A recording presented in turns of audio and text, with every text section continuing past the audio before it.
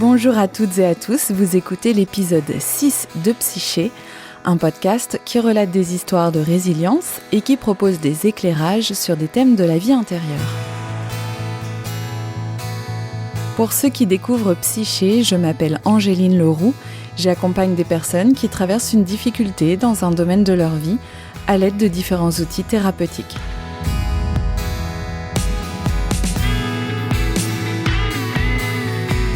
Je voudrais commencer par remercier certaines auditrices qui m'ont adressé des messages suite à la diffusion des épisodes 3, 4 et 5 sur le karma.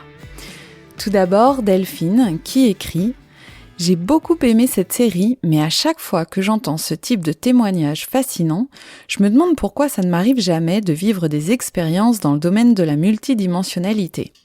En fait, je trouve ça dommage car ça m'intéresse énormément depuis quelques années, mais je ne ressens jamais de choses de la sorte. En tout cas, merci, car c'est vraiment du bon travail et toujours aussi agréable à écouter. » Alors merci beaucoup Delphine pour ce commentaire et pour votre appréciation du podcast.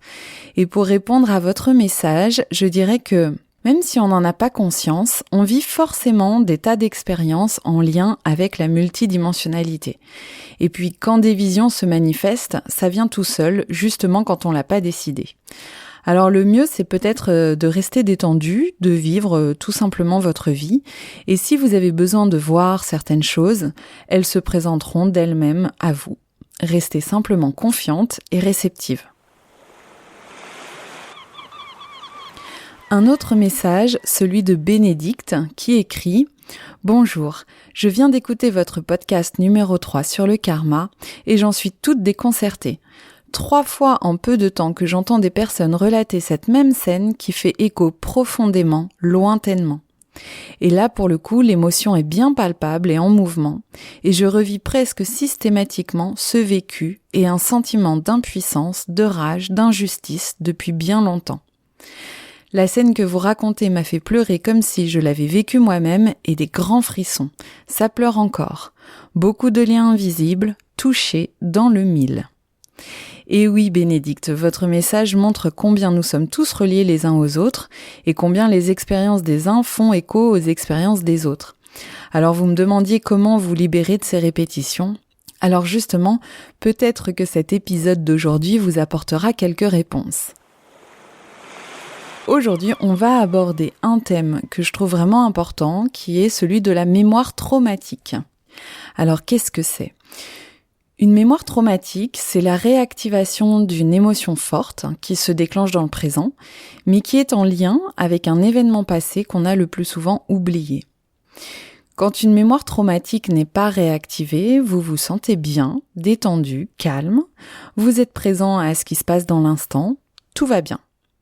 On va dire que dans cette situation, votre moi adulte peut penser, anticiper, prendre du recul, c'est-à-dire utiliser les ressources de son cortex préfrontal, et il est calme et détendu, donc au niveau du cerveau limbique, responsable des émotions, tout va bien. Et puis, comme il n'y a pas de danger, le cerveau reptilien, de son côté, est tranquille. Donc en somme, les 3 cerveaux, préfrontal, limbique et reptilien, sont en paix. Quand une mémoire traumatique est réactivée, vous ressentez une émotion forte. Elle est déclenchée par un événement, un stimulus dans le présent. Soit parce que quelqu'un vous dit quelque chose, soit parce que vous voyez quelque chose en particulier. Et dans ce cas, on se sent complètement envahi par une émotion et on n'est plus du tout capable de penser, de prendre du recul, de se calmer. C'est comme si le cortex préfrontal était débranché et que le limbique était aux commandes. Le moi adulte se sent comme impuissant et surtout très confus. Et là, c'est la panique à bord. Alors, comment se forme cette mémoire traumatique ? Je vais illustrer ça avec un exemple simple. Aurélie est enfant, elle a 5 ans. Elle a cueilli les fleurs du jardin pour les offrir à maman. Et quand elle lui tend le bouquet, fière, heureuse de lui faire ce cadeau, maman fronce les sourcils et se met très en colère. « Tu as cueilli les fleurs du jardin, vilaine, c'est pas bien. Pourquoi tu fais tout le temps des bêtises ? Allez, va au coin, je ne veux plus te voir. » À cet instant-là, le cerveau va enregistrer la scène par les sens, c'est-à-dire qu'il va garder en mémoire ce que l'enfant a ressenti, vu, entendu. Colère de maman, sourcils froncés, couleur des fleurs, odeur de la cuisine, lumière du midi, bêtise, vilaine, je ne veux plus te voir, peur. Il y a donc des sons, des images, des sensations, des odeurs et des émotions. Et il y a aussi des pensées. L'enfant se dit « je suis une vilaine fille, je fais tout le temps des bêtises, donner c'est mal ». Elle prend en compte en fait ce que maman a dit, puisque maman c'est la personne qui sait, c'est son Dieu vivant, et l'enfant ne remettra jamais en question ce que dit maman.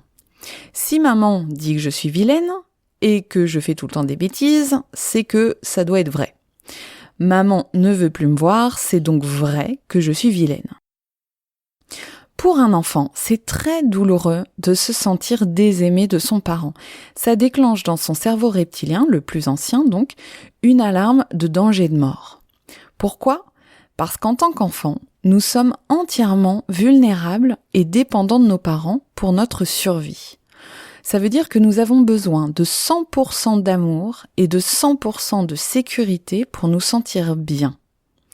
Dès qu'il y a un danger de ne plus recevoir 100% d'amour et 100% de sécurité, c'est-à-dire quand on perçoit qu'on est rejeté, désaimé, le cerveau l'interprète comme un risque de mourir. Il va donc falloir éviter absolument ça, et c'est ainsi que malgré lui, l'enfant va obéir à ses parents. De plus, à partir de la scène vécue, l'enfant va tirer une conclusion. Donner, c'est mal, et je suis vilaine, puisque c'est l'expérience qu'elle fait. L'enfant se dit ça, mais pas forcément consciemment. C'est vraiment un processus subtil. C'est donc une pensée, et si cette pensée se répète à partir de nouvelles expériences, c'est ce qui va former une croyance, c'est-à-dire une conviction. Une pensée dont on est convaincu qu'elle est vraie. Maintenant, Aurélie a grandi, c'est une adulte, elle est invitée à déjeuner chez des amis et elle amène un gâteau pour le dessert qu'elle offre à son ami. L'amie en question est très stressée par différentes choses à gérer. Elle pose le gâteau qu'Aurélie lui tend sur une table, porte son attention sur d'autres choses avec l'air inquiet, les sourcils froncés et oublie complètement de la remercier. Et là, une émotion vive se déclenche chez Aurélie. C'est la réactivation de la même émotion que celle qu'elle a vécue enfant. Elle se sent mal, elle comprend pas pourquoi elle ressent une émotion aussi forte, alors que objectivement, la scène n'a pas l'air si grave que ça. Et ce qui s'est passé, c'est que l'inconscient d'Aurélie a fait un parallèle entre la scène vécue dans l'enfance et la scène présente. Comme s'il y avait des points communs. Ça peut être l'enthousiasme d'offrir quelque chose pour faire plaisir, les odeurs de cuisine, le fait qu'il soit midi, les sourcils froncés de son ami. L'amie n'a pas montré le plaisir qu'elle a eu de recevoir et n'a pas fait cas du gâteau offert par Aurélie. Aurélie a donc interprété son comportement comme un rejet. À ce moment-là, c'est toute la partie émotionnelle qui envahit Aurélie et qui prend la place de son moi adulte. Aurélie ressent alors de la peur, elle se sent triste et angoissée, exactement comme quand elle était enfant. Les mêmes sensations corporelles sont déclenchées, les mêmes émotions et les mêmes pensées. Aurélie interprète, malgré elle, la scène présente de la même manière que lorsqu'elle était petite. Et en une fraction de seconde, c'est tout un flot de pensées qui déferle dans sa tête. J'aurais pas dû apporter de gâteau sans demander, c'était pas bien de faire ça, j'ai contrarié mon amie, elle m'en veut, elle va peut-être me le faire payer, elle va me faire la tête, je vais me sentir rejetée. Autrement dit, tout le contenu de la mémoire douloureuse est réactivé et se rejoue. Le moi adulte est tellement envahi par l'émotion que le cortex préfrontal ne peut plus réguler l'émotion et il ne peut plus apaiser le cerveau limbique. Il est désactivé. Il va donc falloir, pour calmer la souffrance, trouver d'autres stratégies. Et là, ce sont ce qu'on appelle les parts protectrices qui vont avoir cette fonction de faire taire la souffrance. Ces parts protectrices, elles se sont construites dans l'enfance, suite aux événements douloureux qu'on a vécus. Aurélie, par exemple, a utilisé le repli sur soi pour se protéger. Dans la scène de son enfance, elle est allée au coin, elle n'a plus dit un mot, elle s'est faite toute petite, elle a gardé sa tristesse à l'intérieur d'elle et elle n'a plus fait aucune vague. Le rôle d'une part protectrice, c'est de faire taire la souffrance de la partie émotionnelle. Grâce à ces parts protectrices, on arrive à traverser les situations douloureuses de notre enfance et à tenir toujours debout. Et donc, pour cette raison-là, on peut déjà remercier ces parties protectrices parce que c'est grâce à elles qu'on est encore là.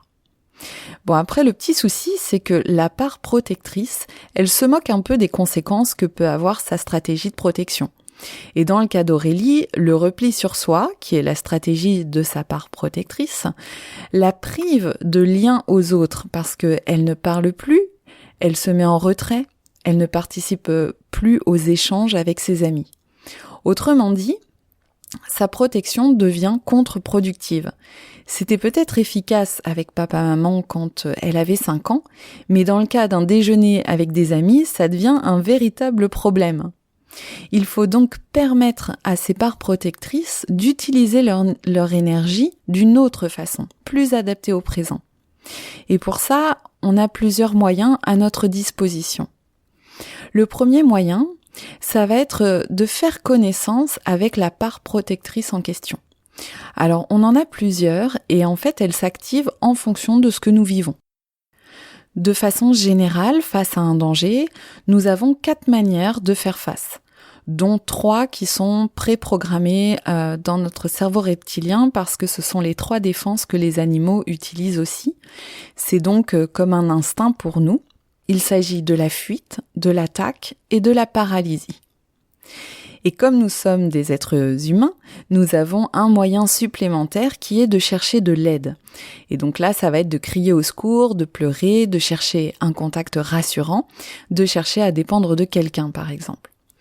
Si cette demande à l'aide est infructueuse ou impossible, on peut utiliser une deuxième stratégie qui va être la fuite. Ça se traduit par une mise à l'écart, une difficulté à s'engager, la prise de drogue, d'alcool, de médicaments, les addictions au jeu, au sexe, à la nourriture, les achats compulsifs. Ça peut être aussi d'utiliser l'humour systématiquement ou d'aller tout le temps dans l'imaginaire. En tout cas, les moyens de fuir sont très très nombreux. Si on n'a pas les moyens d'être aidé ou de fuir, on peut aussi se battre, c'est-à-dire se mettre en colère, être agressif, crier, se rebeller. Là, c'est le besoin de reprendre le contrôle de la situation en tournant son agressivité vers l'extérieur. Donc ça, c'est dans le cas de crier, se rebeller, etc. Ou de tourner cette agressivité contre soi-même. Et là, ça va provoquer les automutilations, les punitions envers soi-même, qu'elles soient physiques ou psychologiques. Et enfin, si appeler à l'aide, fuir ou se battre sont impossibles, il nous reste la 4e stratégie qui est la paralysie, c'est-à-dire faire le mort. C'est ce que font certains animaux face au danger. Donc là, le corps est toujours là, mais l'esprit est ailleurs. La personne, en fait, se dissocie, elle est paralysée, les parties émotionnelles et physiques sont anesthésiées, et la personne ne ressent plus rien, comme si elle n'était plus là. Ces 4 moyens sont des réactions de survie. Le plus important, c'est de faire taire la souffrance, même si les conséquences sont graves ou très déplaisantes à vivre. On a ça avec les addictions, la dépendance affective, les tentatives de suicide, la violence, le repli sur soi, etc. Les solutions pour arrêter ce processus, une fois qu'on a repéré quelle part protectrice était déclenchée, ça va être de repermettre à l'émotion ancienne réactivée d'être évacuée. Notre tendance, comme on l'a vu ici, va être de réagir, c'est-à-dire de déclencher une protection pour faire taire l'émotion, à partir de nos réactions de survie. Seulement, pendant qu'elle se manifeste, l'émotion de base, elle, est toujours en nous et ne peut pas se vivre entièrement. Nous la repoussons, nous ne voulons pas la revivre, nous la combattons. Alors la solution, c'est de passer par le corps, en focalisant toute son attention sur le ressenti physique, sur les sensations corporelles, au moment même où l'émotion nous traverse. Il s'agit donc de décontracter son corps le plus possible et simplement d'observer les sensations et de laisser faire. Et là, de façon naturelle, l'émotion, qui est une énergie en mouvement, va changer d'aspect et va se transformer. C'est de ça dont on parle quand on dit accueillir une émotion. Et cette technique de passer par le corps, par les sensations, permet de stopper le mental et toute l'histoire qu'on se raconte dans sa tête. Parce que nos souffrances viennent surtout du fait qu'on se raconte l'histoire en boucle. On s'identifie à la partie émotionnelle, à l'émotion ressentie, ce qui fait que ça accentue l'inconfort au lieu de l'apaiser. Lorsque vous concentrez votre attention sur les sensations physiques, en les observant, vous vous désidentifiez de l'émotion et vous permettez à l'énergie de circuler dans votre corps tout en stoppant l'histoire qui se raconte dans votre tête. Généralement, au bout de quelques minutes, la souffrance disparaît et il ne reste plus que des sensations physiques qui se transforment jusqu'à la disparition complète de toute douleur ou de tout malaise physique. C'est comme si vous preniez dans vos bras la partie enfant qui souffrait et que vous étiez un médiateur énergétique en quelque sorte. L'enfant n'a pas pu vivre son émotion jusqu'au bout. Elle l'a refoulée, cachée, créant comme un petit caillou énergétique dans son corps, jusqu'à ce que vous, l'adulte, grâce à votre corps et à votre psychologie plus avancée que celle d'un enfant, vous permettiez à cette émotion, à ce petit caillou, de fondre comme neige au soleil. Tout simplement en vous autorisant à la vivre d'une façon moins douloureuse, c'est-à-dire par le corps. Et en arrêtant de combattre et de repousser l'émotion, vous ouvrez les bras à une partie de vous au lieu de l'enfermer encore plus. Ce qu'il faut savoir, c'est que la partie enfant qui vit l'émotion du souvenir ne sait absolument rien de l'adulte que vous êtes devenu aujourd'hui. C'est comme si cette partie était coincée dans un espace-temps où l'émotion se revivait encore et encore et encore.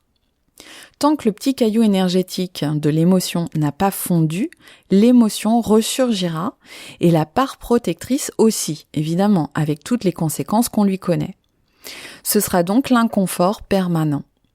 Ça veut dire qu'à chaque fois que vous sentez une émotion forte vous envahir, à chaque fois, c'est une opportunité pour l'adulte que vous êtes aujourd'hui d'aller apaiser, d'aller secourir l'enfant traumatisé en vous, de le sortir de la boucle infernale et de transformer son émotion douloureuse en ressource. Si on reprend le cas d'Aurélie, aussi longtemps qu'elle n'a pas libéré la petite fille qu'elle était, des émotions de peur du rejet, de tristesse, alors sa part protectrice reprendra le dessus et la petite en elle sera toujours coincée. Aurélie peut donc, si ses émotions sont réactivées, utiliser son corps pour permettre à l'énergie de recirculer normalement et libérer la petite fille qu'elle était des croyances qu'elle s'est forgées. Alors pour la partie croyances, je consacrerai plusieurs épisodes à ce sujet parce qu'il y a beaucoup à dire, donc on y reviendra. En tout cas, une fois adulte, si on continue de rejeter, de combattre, de fuir, de repousser ce qu'on ressent, c'est comme si on enfermait notre partie enfant de plus en plus loin de nous. C'est comme si nous nous coupions de cette partie. C'est ça qu'on appelle une névrose, d'ailleurs. Donc, le but, c'est pas de nous couper de nous, mais plutôt de nous retrouver entièrement, de ramener toutes les parties blessées au présent, de les sortir des boîtes dans lesquelles on les a enfermées. Sachez que plus vous éloignez une partie de vous, et plus elle criera fort pour être libérée, et plus vous vous sentirez envahi d'émotions. A contrario, plus vous contactez ces parties, en leur apportant écoute, amour, attention, soin, sécurité, c'est-à-dire tout ce dont un enfant a besoin, plus elles seront apaisées, réintégrées, et les parts protectrices n'auront plus besoin d'intervenir. Le contact avec cet enfant intérieur peut se faire en hypnose humaniste, et d'ailleurs c'est souvent des séances qui sont très fortes, très bouleversantes, parce que j'ai observé que la part enfant attendait d'être secourue depuis parfois très très longtemps.